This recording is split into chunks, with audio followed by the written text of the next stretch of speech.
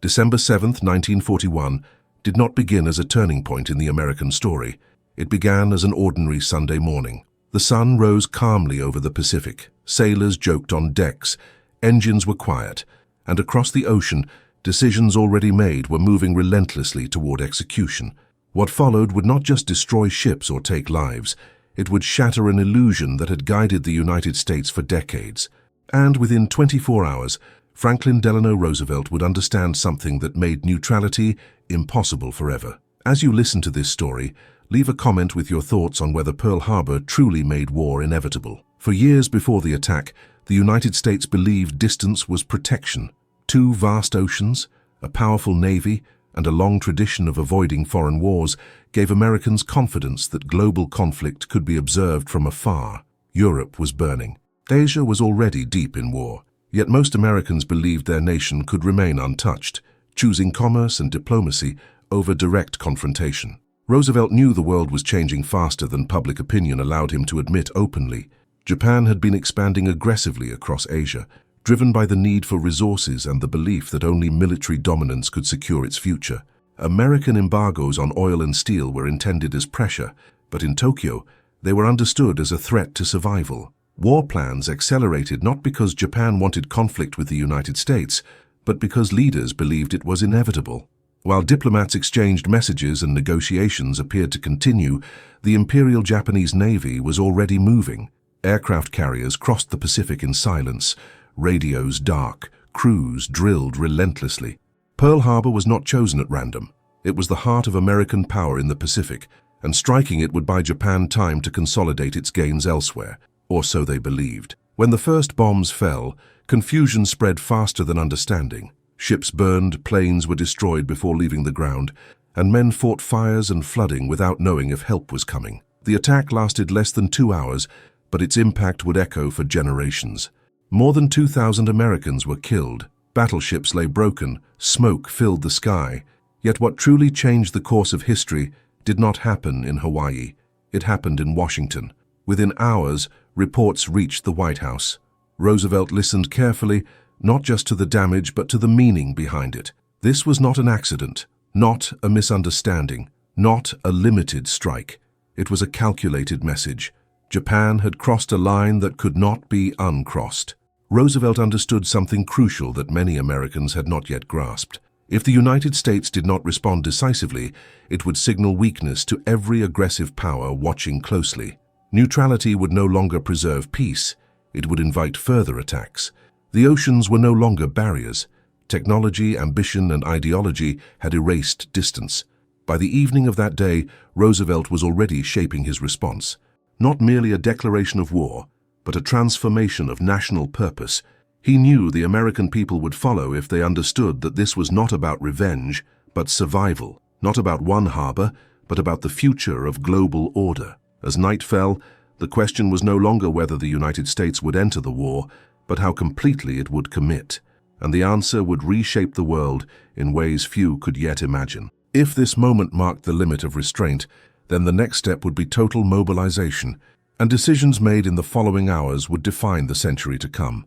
Continue watching, subscribe to the channel, leave a like, and share your thoughts in the comments as we move deeper into the choices that followed and the consequences no one could escape. The morning of December 8th began with exhaustion in the White House. Roosevelt had barely slept. Advisors moved in and out, bringing updates that grew more alarming by the hour. The damage at Pearl Harbor was still being assessed, but the broader picture was already clear.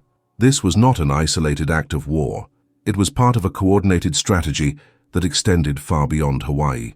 Almost simultaneously with the attack on Pearl Harbor, Japanese forces struck American, British, and Dutch positions across the Pacific. Guam, Wake Island, the Philippines, Hong Kong, Malaya. The pattern was unmistakable. Japan was not testing American resolve. It was reshaping the balance of power in an entire region, and it had chosen its moment carefully. Roosevelt understood that the attack solved a political problem he had faced for years.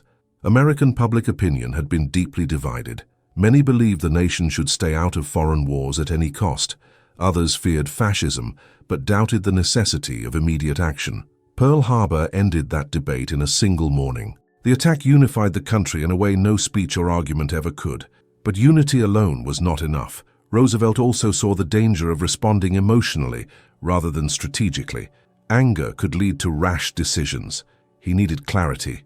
He needed to frame the conflict not as a single enemy's crime, but as part of a global struggle that demanded total commitment.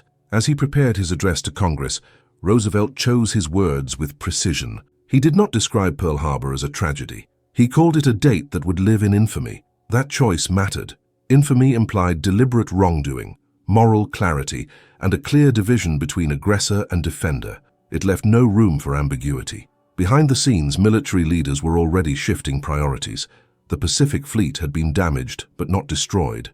Aircraft carriers, the future of naval warfare, had been at sea during the attack. This fact alone would shape the course of the war. Roosevelt understood that despite the shock, the United States still possessed immense industrial and military potential. What he grasped within those first 24 hours was that time itself had become a weapon. If America delayed, enemies would entrench. If it hesitated, allies would fall. The United States could no longer afford incremental responses. This war would require full mobilization of industry, science, and society. Congress convened amid silence broken only by the sound of cameras and footsteps. Roosevelt spoke calmly, deliberately, without theatrics. He did not need to exaggerate. The facts were enough. The vote that followed was nearly unanimous. America was at war. Yet even as the declaration passed, Roosevelt's understanding went further than Japan alone. He knew Germany and Italy were watching closely. The world was interconnected now. What happened in the Pacific could not be separated from what was unfolding in Europe. Within days, that reality would become undeniable. The limit had been crossed. Not just a military boundary, but a psychological one. The United States was no longer reacting to the world. It was stepping fully into it, accepting responsibilities it had long resisted. And as the nation began to mobilize, another realization emerged quietly but powerfully. This war would not be short. It would not be simple. And victory would demand sacrifices that few Americans yet understood. Those sacrifices, and the choices they forced, would soon extend far beyond Pearl Harbor, shaping decisions that reached across continents and into the heart of global power. And that is where the next part of this story continues. In the days that followed, the speed of events confirmed everything Roosevelt had understood in those first hours. On December 11th, Germany and Italy declared war on the United States. The conflict was now unmistakably global. Any remaining illusion that America could choose the scope of its involvement vanished overnight. The war had chosen America. Roosevelt had anticipated this. He knew that Japan could not be viewed in isolation. The Axis powers were bound not just by treaties, but by shared assumptions about American weakness and hesitation. Pearl Harbor was meant to cripple the United States long enough for those assumptions to become reality. Instead, it triggered the opposite response. Across the country, factories shifted almost immediately. Automobile plants prepared to build tanks and aircraft. Shipyards expanded at unprecedented speed. Scientists were called into secret programs. Universities, farms, and railroads were absorbed into a single national effort. This was not simply preparation for battle, it was the reorganization of an entire society for war. Roosevelt understood that modern war was not won only on battlefields. It was won in production schedules, supply chains, logistics, and morale. The question was no longer how to defend the nation, but how to sustain a conflict on multiple fronts, thousands of miles from home, against enemies who had planned for years. In the Pacific, the early months were grim. American and Allied forces suffered defeats as Japanese advances continued. The Philippines fell after brutal fighting. Thousands of American soldiers were captured. These losses tested the resolve that Pearl Harbor had ignited. The shock of the attack had unified the nation, but endurance would be harder than outrage. Roosevelt's leadership during this period was defined by patience and communication. He spoke directly to the American people, explaining setbacks without minimizing them. He emphasized purpose over speed, reminding the nation that the scale of the challenge required time. This honesty preserved trust, even as news from the front was often discouraging. What made Pearl Harbor the limit was not just the violence of the attack, but the clarity it forced. Roosevelt understood that the United States could no longer shape its future through selective engagement. Power had become global, and responsibility followed it. To retreat now would mean allowing others to define the world that emerged after the war. Strategically, Roosevelt and his advisors made a decision that revealed how deeply he had grasped the implications of December 7th. Despite the attack in the Pacific, they adopted a Europe-first strategy. Germany was considered the greater long-term threat. This choice required political courage because public anger was focused on Japan. Yet Roosevelt saw beyond immediate emotion to long-range consequence. This decision reshaped the war. It ensured that American resources would be directed toward defeating the strongest industrial enemy first, while holding the line in the Pacific until momentum could shift. It was a gamble, but one grounded in a clear understanding of power, economics, and time. Pearl Harbor had removed the last barrier to such decisions. Before the attack, compromise and caution had dominated policy. After it, clarity ruled. The United States was no longer balancing ideals against isolation. It had accepted that survival demanded leadership on a global scale. As months passed, victories would come slowly at first, then with increasing force. But the foundations of those victories were laid in the hours and days after Pearl Harbor, when Roosevelt recognized that restraint was no longer a virtue, and delay was no longer neutral. That recognition would soon lead to decisions even more consequential, involving alliances, technology, and weapons unlike any the world had ever seen. And those decisions, born from the limits exposed at Pearl Harbor, would shape the future far beyond the end of the war itself. As the war expanded, Roosevelt's understanding of Pearl Harbor continued to guide his choices in quieter, less visible ways. He knew that winning would require more than defeating enemies on the battlefield. It would require shaping alliances strong enough to hold after the guns fell silent. The attack had revealed how dangerous fragmentation could be, and Roosevelt was determined not to repeat that mistake. The alliance with Britain deepened rapidly. What had once been cautious cooperation became full strategic integration. Military planners coordinated across oceans. Intelligence was shared at levels previously unimaginable. Roosevelt believed that trust between allies was itself a weapon, and Pearl Harbor had proven how costly distrust and delay could be. At the same time, the United States entered an uneasy partnership with the Soviet Union. Ideological differences were profound, but Roosevelt viewed them through the lens Pearl Harbor had created. The limit had been reached. Ideals could no longer dictate alliances when survival was at stake. The priority was defeating the Axis, even if it meant working with regimes America deeply distrusted. This pragmatism extended to the home front.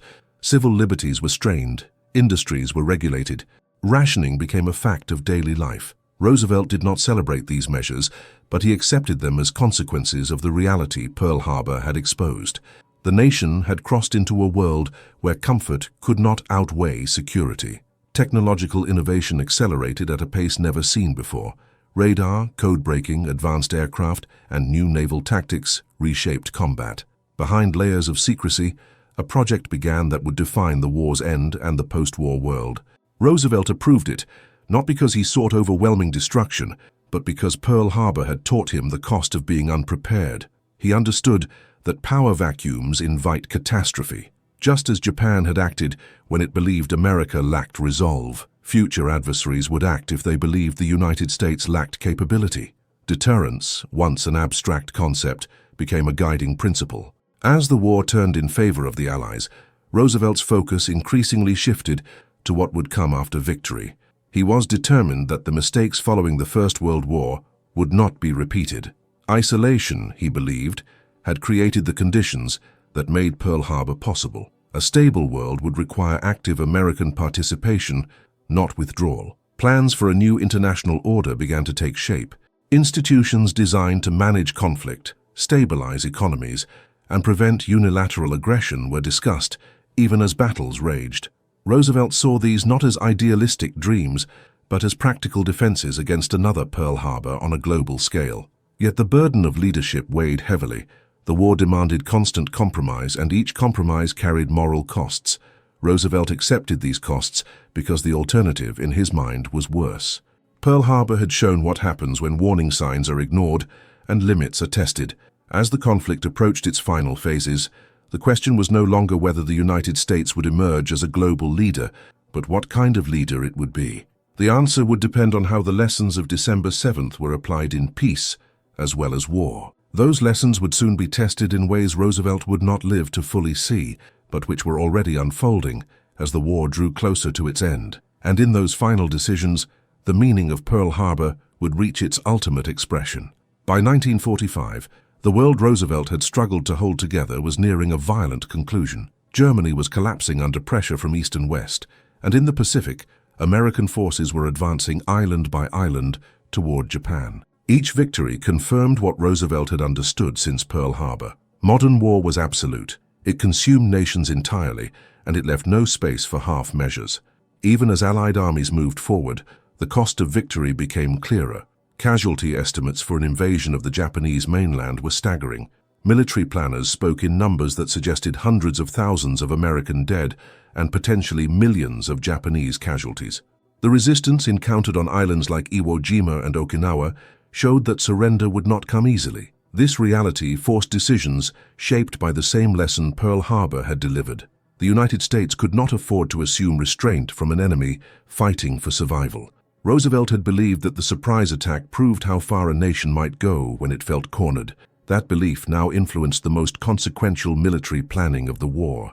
Although Roosevelt would not live to see its outcome, he had already set forces in motion that reflected his understanding of limits. He had approved the continuation of a weapon whose destructive power was unprecedented, not as an act of vengeance, but as a calculation shaped by Pearl Harbor's warning. Never again could America allow an adversary to strike first with decisive force. At the same time, Roosevelt's vision for the post-war world remained central. He believed that if victory ended only in exhaustion and resentment, another catastrophe would follow. The peace had to be structured, enforced, and shared. Power without responsibility, he believed, was as dangerous as isolation. Conferences with Allied leaders revealed both cooperation and deep tension. Trust was fragile. Each nation imagined the future differently. Yet Roosevelt continued to push for collective security, convinced that the absence of such cooperation before had made Pearl Harbor possible. Without shared accountability, aggression would always find opportunity. When Roosevelt died in April of 1945, the war was not yet over, but the path was set. His successor inherited not just command of armies, but the weight of decisions rooted in December 7th. The limits Roosevelt had recognized were now embedded in American strategy, diplomacy, and identity. The final months of the war would test those limits brutally.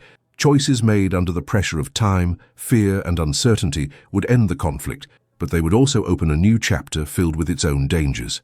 The world that emerged would be defined not only by victory, but by the methods used to achieve it. Pearl Harbor had been the moment America accepted that innocence was gone. What followed would determine whether power could be wielded with restraint or whether new limits would eventually be crossed again. And as the war reached its dramatic conclusion, the question remained unanswered. Had Pearl Harbor truly taught the world its final lesson, or had it merely shifted the boundaries of what was considered unthinkable? That answer would begin to reveal itself in the final act of the conflict and in the world that took shape immediately after the guns fell silent. The war ended, but the meaning of Pearl Harbor did not. When Japan surrendered, the world did not return to what it had been before December 7th. It moved into something entirely new. The United States emerged not just victorious, but transformed. Power, once cautiously exercised, became a permanent responsibility. What Roosevelt had understood within 24 hours of the attack was now visible to everyone. The limits of distance, diplomacy, and delay had been exposed forever. Security could no longer be reactive.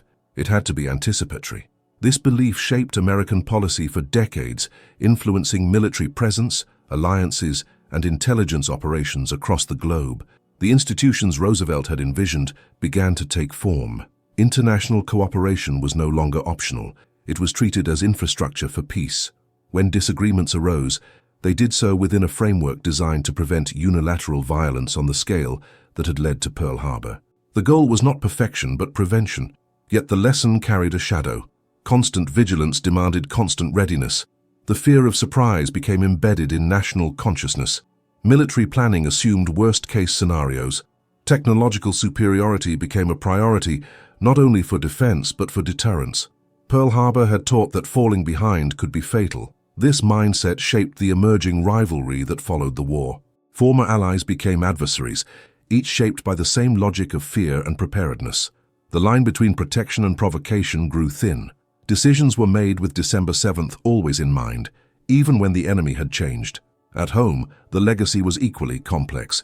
Unity achieved through crisis faded with time, replaced by debates over power, freedom, and oversight. The very tools created to prevent another Pearl Harbor raised new questions about transparency and control. Security demanded secrecy, but democracy demanded accountability. Still, the core lesson endured.